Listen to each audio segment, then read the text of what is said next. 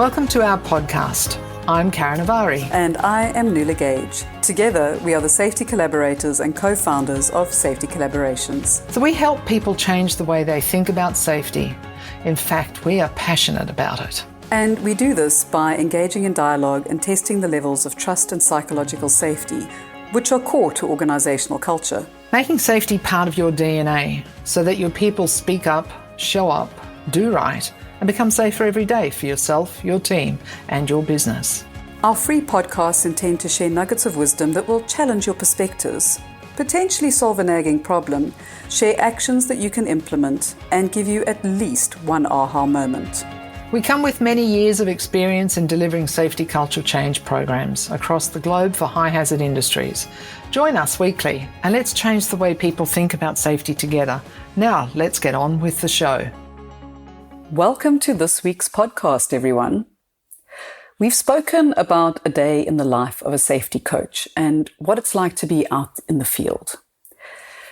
And I thought today, let's explore some of the more tactical aspects of safety coaching and how in multicultural environments, we not only invite people to the dance, but how do we invite them to dance? Karen, would you like to share more about what do we mean by that? I'd love to. And that's still my favourite little quote, actually. You know, that difference, that little word can make all the difference in the world, you know. How do we invite people to the dance versus invite them to dance? There's not much difference, but it makes all the difference. So I'm going to come at that question from the perspective of psychological safety. And, you know, we are quite subscribed to the concept of the 4 stages of psychological safety. And so the first step is how do we create inclusion safety? So the main idea behind that is, you know, how do you make others feel included? Essentially, that's what it means, you know. But how do we do that regardless of race, colour or creed? You know, first and foremost, inclusion is a basic human need and it's a right. And we should never have to ask for permission to feel included.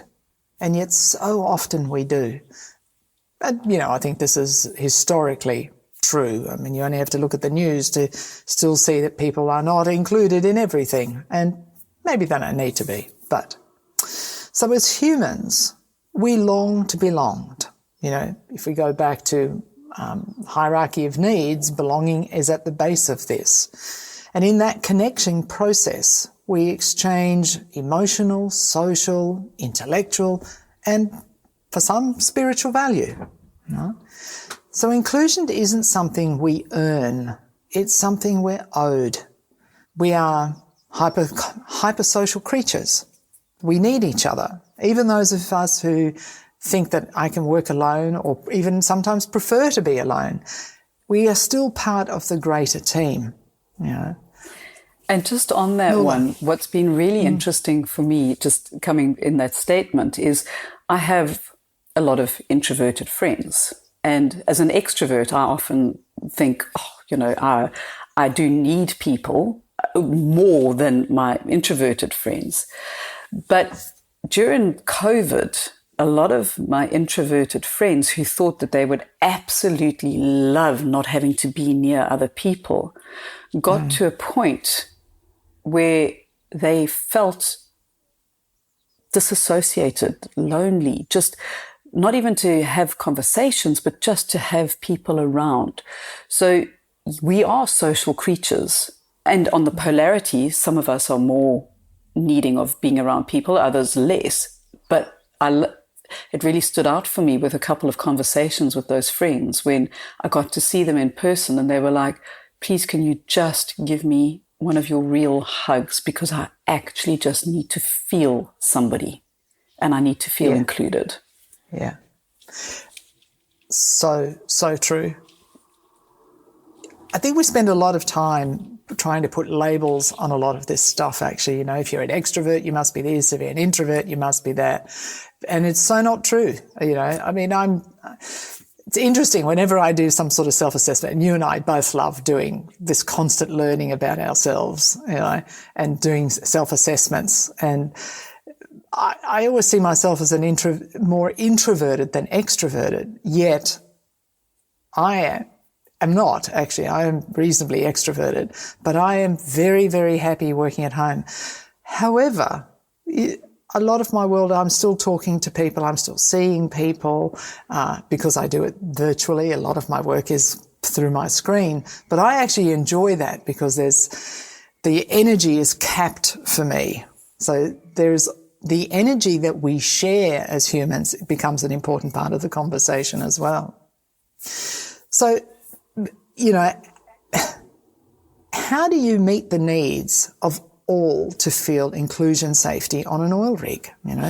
There's a dozen or so more different cultures, languages, and there's hundreds of individuals. So we might say that that's culture A or that's culture B, but even within culture A and B, the 50 people that are spread across those are still all individual and have individual needs and different experiences that they bring into the conversation, if you like, or to the working environment. So we need to work together to produce an outcome that's safe and efficient. So often it starts with a conversation and the consideration of others.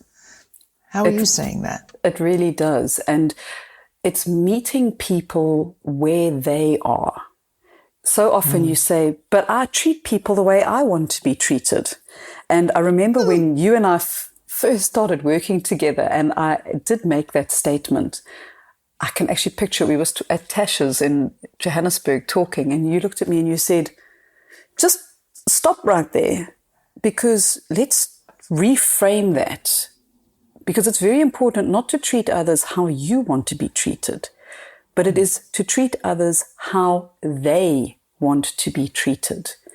And are we meeting people where they are? And it really did. It stuck with me. It was one of my big aha moments. And I was like, oh my gosh, you are so apt there.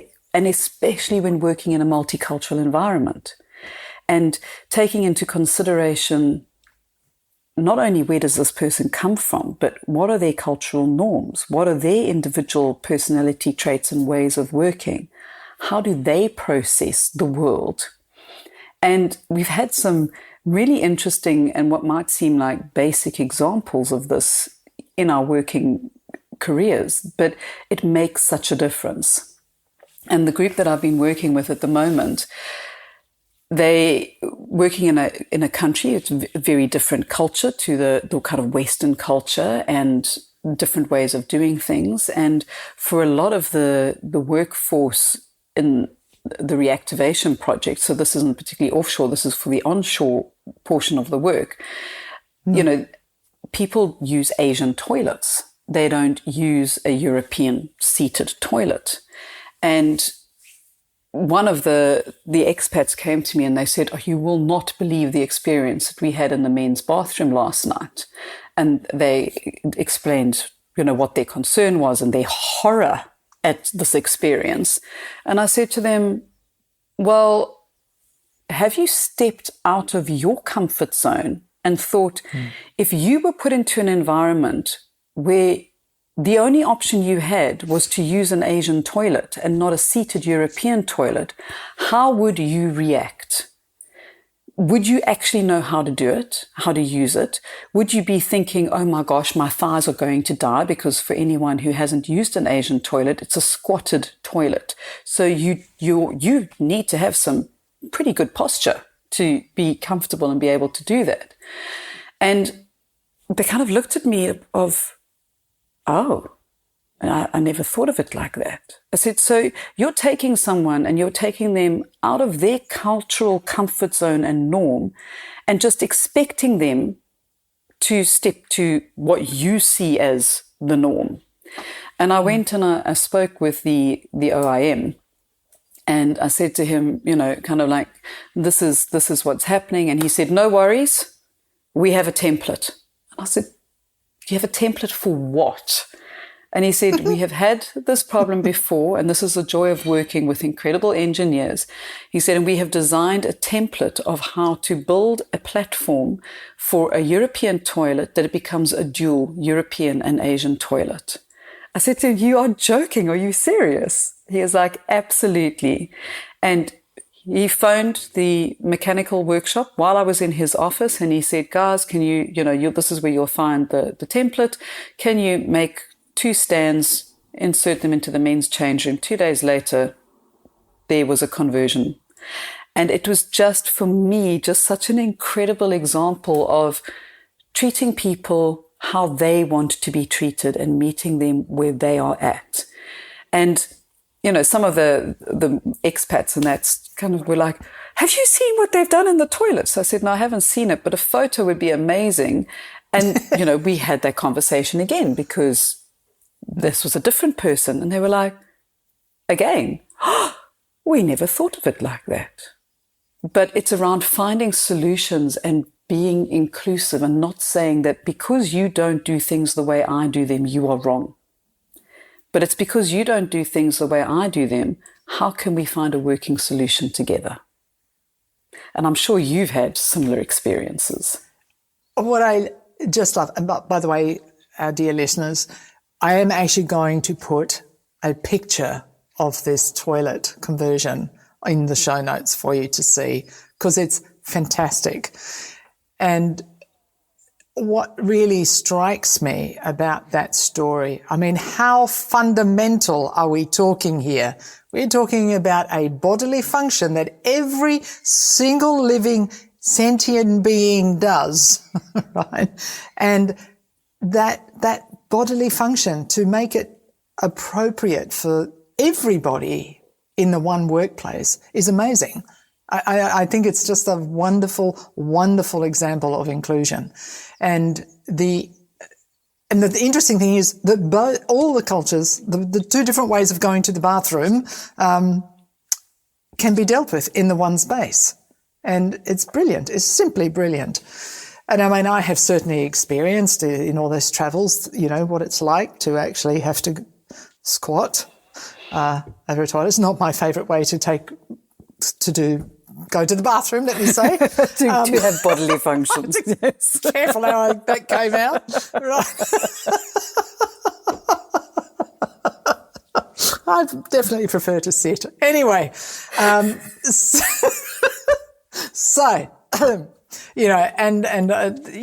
especially as a woman, if you're wearing coveralls, oh, lordy me. Just awkward beyond belief. It's just horrible. Now, my sport is yacht racing as well, or certainly was over the years in my life. And, wearing any sort of restrictive clothing for us is just nightmarish because we have similar things in sailing. But anyway, I think a couple more examples of this. And I remember I've got a couple. One that really stood out. It's not so much about inclusion actually, but more about meeting where a person's at, even from a safety perspective.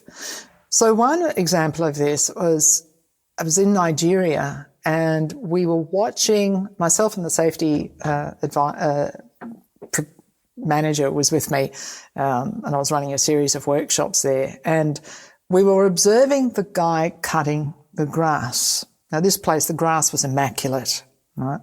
Now, we would think that, from our standards, it's, full set of clothing, closed-toed shoes at least, safety goggles or glasses, using a lawnmower, that's got guards on it and all that sort of thing. Well, of course, he's doing it with a machete. Right? And he's doing a perfect... In flip-flops or something. That's it, yes. I can't say thongs because I'm from Australia, but you know what I mean. So in flip-flops, and doing an absolutely immaculate job.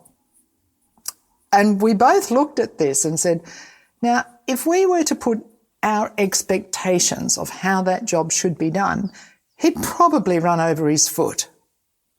Either that or he probably wouldn't know what to do with his feet if he was wearing, shoes. Yeah. Which leads me to the next example, which is when I was working in Chad, and we had a lot of, this was more land operations, and, you know, we took a lot of the national crew came from the local farms and communities. And I can remember this one conversation, this guy came into the classroom where we were doing some workshops and around team building, and he came in and he looked really awkward and uncomfortable. So he's wearing coveralls and he's got steel cap boots on. And he had no idea why he had to wear all these clothes, because they were hot, they were uncomfortable, they were awkward, you know, and it took time to explain and to say, you know, help him understand why it was important in considering the work that he was about to do. But he was like, you know, we just accept that boots are boots and you got to wear them. But if you've never had to wear them, well, they don't make sense, you know. No, and I had that exact experience in Myanmar when I was working there. And we were working with a group who would naturally wear barefoot and longies, which is, so for people who don't know what a longie is, it's like a long skirt or sarong, a piece of fabric that you wrap around. And men don't particularly wear trousers there. And I love going and exploring the countries that I'm working in when it is safe to do so. And I did a lot of walking around Yangon and watching people working on bamboo scaffolding in longies, barefoot, doing construction work, buildings, working on the side of the road, mixing cement with their hands and no gloves or no spade, because that was their norm, and trying to understand where is the safety maturity of the country that I'm in so that we can try and meet people where they're at. And the OIM at the time for this particular rig had insisted that even in the accommodation, the men were not allowed to wear longies, that they had to wear trousers because it was not safe for them to wear their natural clothing. And it really created a massive dissidence and anger between the different cultures and what was going on. Never mind the fact of they had to wear pants for the first time in their lives. They were like, how do we walk in this? I mean, it's just so uncomfortable. And then having to wear safety boots because why would we wear shoes? I mean, like, what's wrong with you people? Are you scared? You know, are you soft? Yes, exactly. Like, get over yourselves. And we did have to have some, you know, interesting coaching conversations with that particular OIM. And eventually he kind of made the choice to say, okay, well, longies may now be permitted in the accommodation area where people can be in their own comfort. But it can create such unnecessary conflict and that feeling of apart. We're different, so therefore we are apart. Not we're different, therefore we can learn from each other. Yeah, absolutely. And if people are not feeling part of the story or part of the environment, or that they're being considered, how does, you know, my question always is how is that going to impact how you want them to perform? The impact then on their performance around safety, around getting the job done. You know, if we're not taking them into consideration at all levels of that when they're on site or living on a rig or whatever the situation is, then how can we expect them to fully be on board and buy in to the other expectations that need to be met? Yeah. So what are some of the things the crew do to cope with things like the language barriers on the current project that we're on? That's been very interesting. And the client that we're working with at the moment, one of the things that I have really valued on the operational rigs is that this is like one of the bigger examples, is actually employing English language teachers. So the world we work in, English is generally the common language. The tools, the equipment, the computer programs, they're all in English. So for most of the world who do not speak English, it can be quite tough because depending on what systems they're working, they actually have to learn English to be able to be promoted and to be able to move up.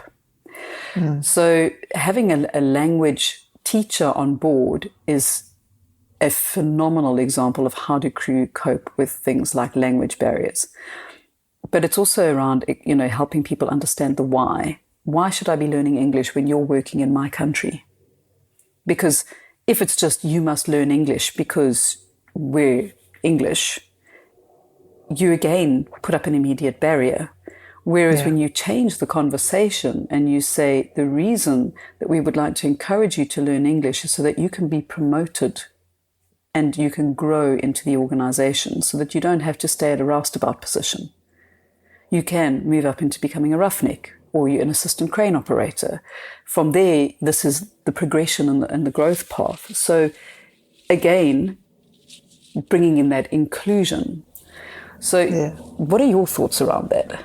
What struck me with what you just said is, there's always a little bit of, giving them something. You've got to give to get. And by encouraging them to help see different perspectives around the language, because it is a very big issue in these multicultural environments, and because English is the working language or the chosen working language for the most part. It's not absolute everywhere, but it is for the most part. And by giving them a little bit, the term whiffum came to mind. People still want to know what's in it for me if I do this. And so that's a nice way of, getting a little bit of win-win for both by encouraging that language. I mean, for us who are, English is our first language, and I almost always regret that it's my first language, because it makes it easy for us to feel included from that perspective automatically. We don't even have to work for it. But for us to get to know the people that we're working with, it's amazing how learning a few words of their language also opens up the conversation, the bigger conversation, and helps to promote, well, if you're going to prepare to learn a few of my words, whether it's whatever language it is, right, then they're going to be more open to learning a little bit of your language. Then we get into a slightly different situation where they go, oh, yes, I want to learn English. And you're thinking, yes, I'd like to learn Portuguese. I go, no, but we want to practice English. You go, okay. It so often happens like that. Yeah. So, so that's what I'm thinking at the moment. That came to mind as I sort of interrupted you then a little. Yeah. Not at all, but it's so valuable and it's so important. And I always try, I'm with you on that one. I do battle to solidify languages, and I think I would have to do that immersion process of go and move somewhere for 3 months where I cannot speak a word of English, because it's just too easy to just go into, I'll just do this in English. Yeah, but every country I've worked in, I have tried to learn just a few things. Hello, please and thank you. How are you? Where are you from? And it makes such a difference. And one of the things that we do with, integrating cultures is to try and encourage the expats who often feel like, but I work in so many different places. What's the point? The point is that it draws people closer, and it builds trust, and it builds that moment of where you say hello to someone in their own language and their whole face just lights up, because you've made an effort. So that's one of the bigger examples. What are the smaller? So one of those would be, and one of the things that actually came up with the deck crew, so the roustabouts on this project, was we developed a small crib card on the English and the native language for the term's gone out my head. Top drive. Pardon? Top drives. No. This was with the deck crew for the banksman. The banksman. Sorry, banksman. Gosh, you would think I work in this world all the time. I can just yes, blank moment. We also have those. So for the banksman and the deck crew to to understand what the lifting hand signals and what the words are. Because one of the roustabouts had written the English terms for lifting on his coverall, but he was calling them out at the wrong point and using them in the wrong way because he'd learned the English, but no one had helped him relate it to his native language. So we developed these crib cards and we handed them out to everybody. And then the roughnecks on the drill floor were like, oh, can you print some of those for us as well? That would be really handy. And then the supervisors were going, oh, could you make some for us as well? Because that's really handy for us to understand the native language and the English. And then the next step was with the drilling crew. They were like, can you help us do these for the drilling equipment? So, the iron roughneck, the top drive, the slips, the casing slips, the doping brushes. So we developed that. And then I showed it to some of the roughnecks and I said, guys, this is what we're doing. And one of the guys said, can I take photos of those? So I said, yes. So he took photos. He says, can we give you some feedback? I said, absolutely. So I gave him my phone number. And that evening he WhatsApped me all the things that they would really appreciate understanding the English. And it was the stuff that as expats we just take for granted. But what is the English for a spanner, for sandpaper, for a pipe wrench? And it was pliers, because they know what it is, but they don't know what it is when someone asks for it in English. And I said to them, do you want it in English and in your native language? I said, no, we just need the picture, but we need the picture in the English. So we've done A3 posters that are now around the drill floor, so that when they're doing their toolbox talks, they can go and say, okay, this is the equipment that we're going to be using. And that is slowly growing. And then also for the supervisors, some of the native language terms of what is it, well, how do you say look up? They have 5 different tuggers which are identified in different colors. So what is the native term for that color? Which is creating that whole, you learn a bit of my language, I learn a bit of your language. What's in it for all of us? Fantastic example of being a separate entity to the actual operation of the rig.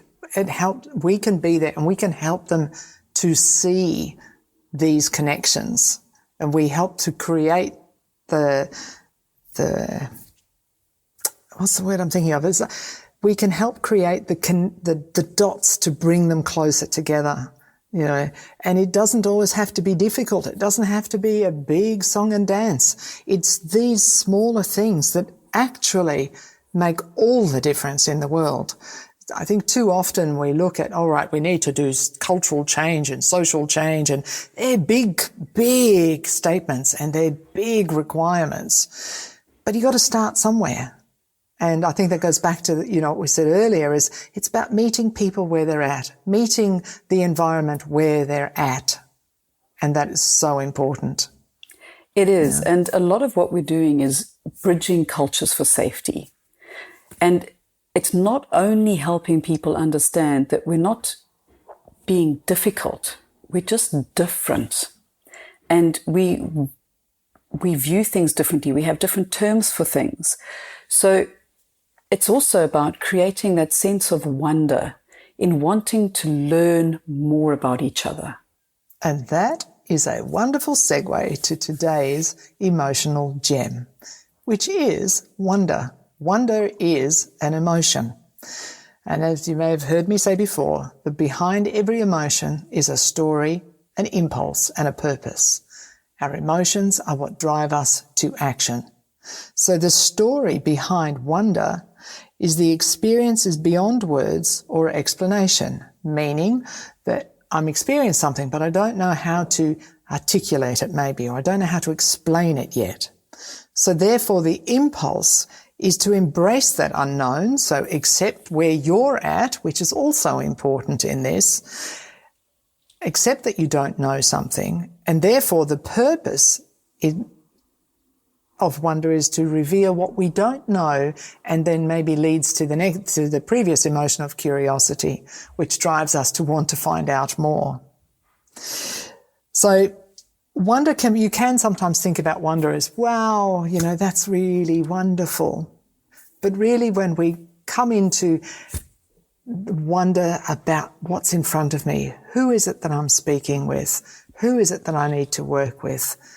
Let me lead that. And wonder and curiosity are often very much closely aligned. So you kind of need both often. So when you go out into this world where we're working a lot in these high hazard industries, both the emotions of wonder and curiosity can really help us move forward to feeling more included as well. And it's so important to just take that moment to say, especially when you feel that, oh, why do you do things like this? And I think it was Abraham Lincoln who said, I don't really like that person.